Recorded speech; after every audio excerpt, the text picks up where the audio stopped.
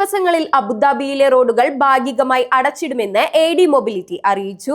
ഇതുമൂലമുണ്ടാവുന്ന ബുദ്ധിമുട്ടുകൾ ഒഴിവാക്കാൻ ബദൽ റോഡുകൾ ഉപയോഗിക്കണമെന്നും അധികൃതർ നിർദ്ദേശം നൽകി. Sheikh Zayed bin Sultan street, Sheikha Fathima bin Mubarak street എന്നിവിടങ്ങളിലാണ് നവീകരണത്തിന്റെ ഭാഗമായി റോഡുകൾ അടച്ചിടുക. ഷൈഖ് സായിദ് ബ്രിഡ്ജിന് സമീപം വരെയുള്ള നിരവധി ലൈനുകൾ ഡിസംബർ 9 മുതൽ 12 വരെ അടച്ചിടും.